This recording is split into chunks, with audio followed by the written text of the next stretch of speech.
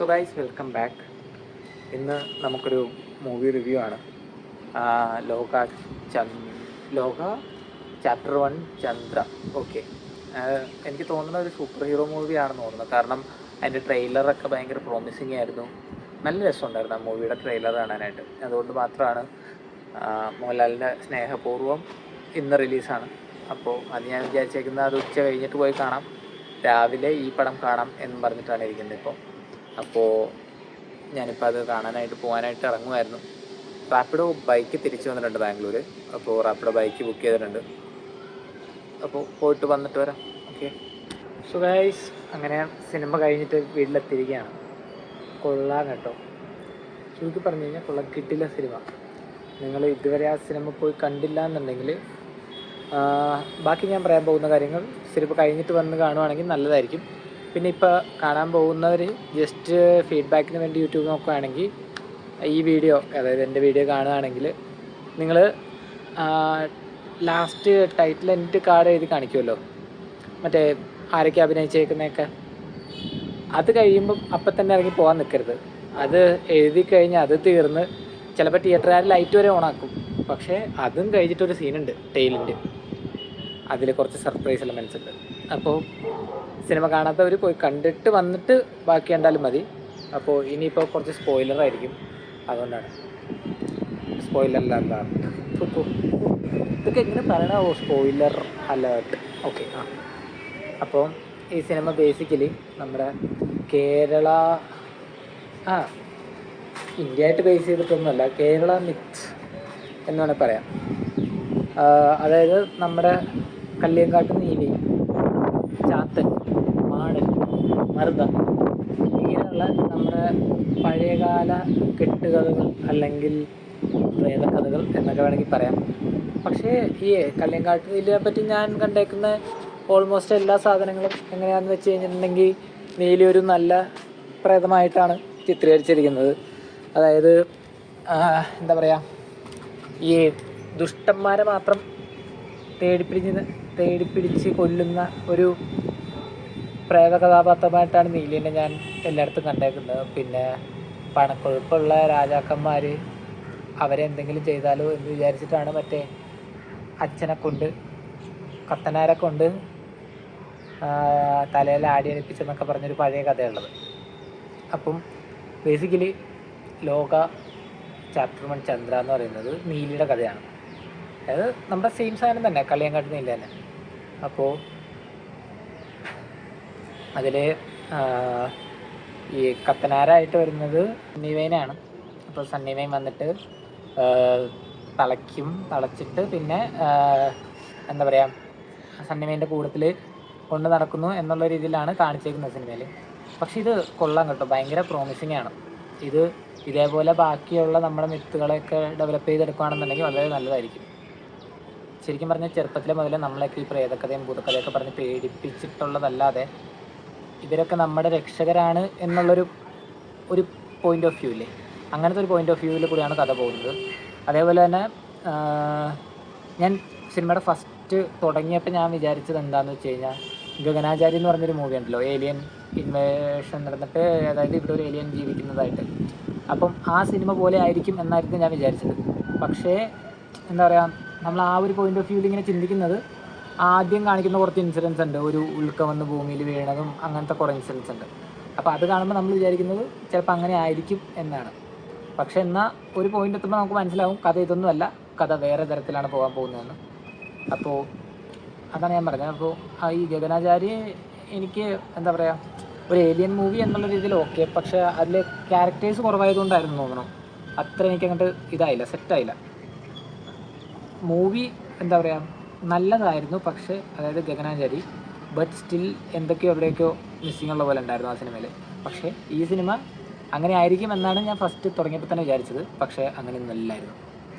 Cinema first മുതൽ നമ്മളെ മറ്റേ ഇങ്ങനെ സീറ്റിലിങ്ങനെ പിടിച്ചിരുത്തും, എന്താണ് നടക്കാൻ പോകുന്നത്. പിന്നെ കുറേയൊക്കെ നമുക്കറിയാം, ഇപ്പം നീലി ഇങ്ങനെയാണ്. പിന്നെ ഈ ഇടയ്ക്ക് മമത മോഹൻദാസിൻ്റെ ഒരു പടം ഇറങ്ങിയായിരുന്നു, അതും കല്ലിയങ്കാട്ട് നീലിനെ പറ്റിയായിരുന്നു. ഈ ഇടയ്ക്കെന്ന് വെച്ച് കഴിഞ്ഞാൽ ആഫ്റ്റർ കോവിഡാണ് ഇറങ്ങിയത് അല്ലേ, ആഫ്റ്റർ കോവിഡാണ് നീലി എന്ന് പറഞ്ഞിട്ടൊരു പടം ഇറങ്ങിയായിരുന്നു. അപ്പോൾ അതിലും കള്ളിയങ്കാട്ട് നീലിനെ ആരാധിക്കുന്ന ഒരു അമ്പലവും അതിനെ ബേസ് ചെയ്തിട്ടുള്ള കുറച്ച് കാര്യങ്ങളൊക്കെയാണ് പറയുന്നത്. അപ്പോൾ ഇതും അതേപോലെ തന്നെയാണ്.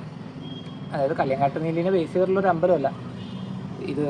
ഇതിൻ്റെ കഥ പറഞ്ഞാലോ എന്ന് ഞാനിങ്ങനെ ആലോചിക്കുന്നുണ്ട്. കാരണം എന്താണെന്ന് വെച്ച് കഴിഞ്ഞാൽ കഥ പറഞ്ഞാൽ നല്ല രസമുണ്ടാവും.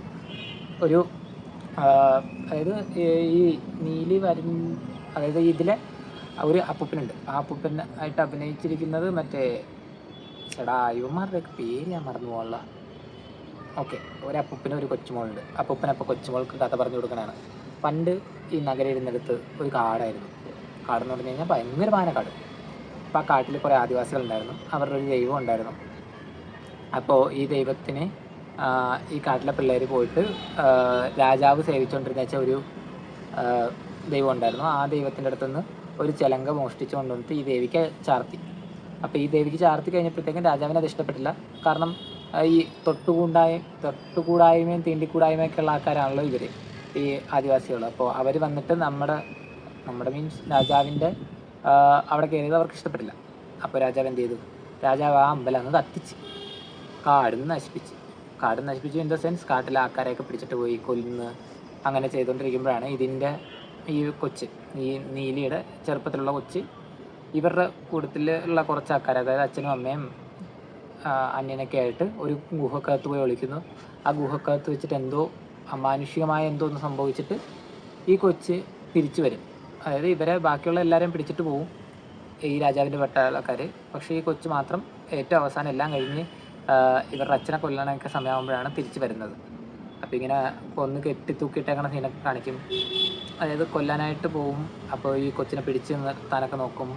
അപ്പോൾ ഈ കൊച്ച് അവിടെ നിന്ന് എണീറ്റ് വരും. മറ്റേ ആ ഗുഹക്കകത്തുനിന്ന് പുനർജീവിച്ച് വന്ന പോലെ തിരിച്ച് വരും. വന്നിട്ട് അവിടെ ഇങ്ങനെ നിൽക്കുമ്പോഴത്തേക്കും ഈ കൊച്ചിന് പുറകിൽ നിന്ന് അമ്പ് വെച്ച് മറ്റേ കുന്തം വെച്ച് കുത്തും. അപ്പോൾ കുന്തം വെച്ച് കുത്തി കഴിയുമ്പോഴത്തേക്കും കുറച്ച് കഴിയുമ്പോൾ കൊച്ച് എണീറ്റ് വരും. എണീറ്റ് വന്നിട്ട് പിന്നെ അവിടെയുള്ള എല്ലാവരെയും കൊന്നുകളയും. അപ്പോൾ ആ സമയത്ത് അവിടെ രാജാവ് ഉണ്ടാവില്ല. എന്നിട്ട് രാജാവ് ഈ കൊച്ചിനെ തേടി പിടിക്കാനായിട്ട് ഉത്തരവിടും. പക്ഷേ കിട്ടില്ല. എന്നിട്ട് അവിടെയുള്ള എല്ലാവരെയും കൊന്നുകളയും ഈ കൊച്ച്. ആ കൊച്ചിൻ്റെ അമ്മേനെയും കൊല്ലും, അച്ഛനെയും കൊല്ലും രാജാവിൻ്റെ വീട്ടുകാർ. അപ്പോൾ അങ്ങനെ ആ കൊച്ച് സങ്കടത്തിലാവുന്നതാണ്. അപ്പോൾ എന്നിട്ട് ചാവുന്നതിന് മുന്നേ അമ്മ പറയും, നല്ലവരെ ഒന്നും ചെയ്യരുത്, ചീത്താക്കാരെ മാത്രമേ ചെയ്യാവുള്ളൂ, ദ്രോഹിക്കുകയാണെങ്കിൽ ദ്രോഹിക്കാവുള്ളൂ. ഇത് നിനക്ക് എന്തോ ദൈവിക ശക്തി കിട്ടിയതാണ്, അതുകൊണ്ട് നീ ചീത്താക്കാരെ മാത്രം ജയിപ്പിച്ച് കൊല്ലാവുള്ളൂ, വേറെ ആരും ഒന്നും ചെയ്യരുത്. ഇതൊക്കെ നടക്കുന്നത് നൂറ്റാണ്ടുകൾക്ക് മുന്നെയാണ്. അതായത് ഇതിൽ കല്യാണി വന്നിട്ട് നസ്രീൻ്റെ അടുത്ത് പറയാൻ വേണ്ടി ഡയലോഗുണ്ട്, എനിക്ക് ഒരിടത്ത് 20 വർഷത്തിൽ കൂടുതൽ നിൽക്കാൻ പറ്റാറില്ല, ഞാൻ അവിടെ നിന്ന് എന്തെങ്കിലും പ്രശ്നം ഉണ്ടാക്കിയിട്ട് എനിക്ക് അടുത്തടുത്തേക്ക് പോകേണ്ടി വരുന്നു. അപ്പോഴത്തേക്കും ഇങ്ങനെ നസ്രീൻ തമാശയ്ക്ക് ഇങ്ങനെ ചോദിക്കും, നല്ല പ്രായമുണ്ടല്ലേ എന്ന്. അപ്പം നല്ല പ്രായമുണ്ട്. അതായത് നൂറ്റാണ്ടുകളുടെ പാരമ്പര്യമുള്ള ഒരു യക്ഷിയാണ് നീലി. കാര്യം നേരാണ്, നീലി നല്ലതൊക്കെ മാത്രമേ ചെയ്യുള്ളൂ. പക്ഷേ ഞാൻ കുറേ പറയാനുണ്ട്. നമ്മളിവിടെ പറഞ്ഞെത്തിയ അപ്പോൾ ഈ കൊച്ചിങ്ങനെ കൊല്ലുന്നു. എന്നിട്ട് പിന്നെ വർഷങ്ങൾ കഴിഞ്ഞ് പോകുന്നു. ആ നാട്ടുകാരെയൊക്കെ സംരക്ഷിച്ച് നീലി ഇങ്ങനെ പോരുന്നു. എന്നിട്ട് നീലിനെ ലാസ്റ്റ് കത്തനാർ വന്നിട്ട് കത്തനാരുടെ കൂടെ കൊണ്ടുപോകുന്നു. മറ്റേ എന്തായിരുന്നു, ഗുളികനും ചാത്തനും ഒക്കെ ഉണ്ട് ഇതിൽ ഈ ക്ലൈമാക്സിൽ ഞാൻ പറഞ്ഞില്ലേ ഒരാൾ വരുന്നുണ്ടെന്ന് ടൈലൻ്റായിട്ട്. അതായത് നമ്മുടെ എല്ലാ ക്യാരക്ടർ നെയിമും ക്യാരക്ടർ ആരാണ് അഭിനയിച്ചതെന്നൊക്കെ എഴുതി കാണിക്കുന്ന ഒരു ടൈറ്റിൽ കാർഡ് ഉണ്ടാവും. ഈ ടൈറ്റിൽ കാർഡ് കഴിഞ്ഞിട്ട് ഒരു 2 സെക്കൻഡ് കഴിയുമ്പോഴാണ് പിന്നെ ഇത് വരുന്നത്. ഈ ഒരു മിനിറ്റ് ഉണ്ടാവുമായിരിക്കും മാക്സിമം, അത്രേ ഉള്ളൂ. ദുൽഖർ എൻ്റെ മോനെ എടുത്തു പറയേണ്ടത് ഇതിൽ ടൊവിനോ ഉണ്ട്. ടൊവിനോയുടെ ഒരു കിടിലൻ ഫൈറ്റാണോ അത്? ഫൈറ്റ് എന്നൊന്നും അങ്ങനെ വലിയ കാര്യമായിട്ട് പറയാൻ പറ്റില്ല, എന്നാലും ഒരു ഫൈറ്റ് പോലത്തെ ഒരു സാധനമുണ്ട്. ടൊവിനോ ഒരു മജീഷ്യനാണ്. മജീഷ്യൻ എന്ന് പറയുമ്പോഴത്തേക്കും മലയാളത്തിൽ അത് ആരായിരിക്കും? അത് ചാത്തനായിരിക്കണം. കൺകെട്ട് വിദ്യകളുടെ രാജാവാണല്ലോ ചാത്തൻ. അപ്പോൾ അങ്ങനെ ചാത്തനെ കാണിക്കുന്നുണ്ട്. ചാത്തൻ നീലിയുടെ പുറകെ നടപ്പാണ്. പക്ഷെ നീലി സമ്മതിക്കില്ല. ചാത്തൻ്റെ കർണം വരെ അടിച്ച് പൊളിക്കും നീലി.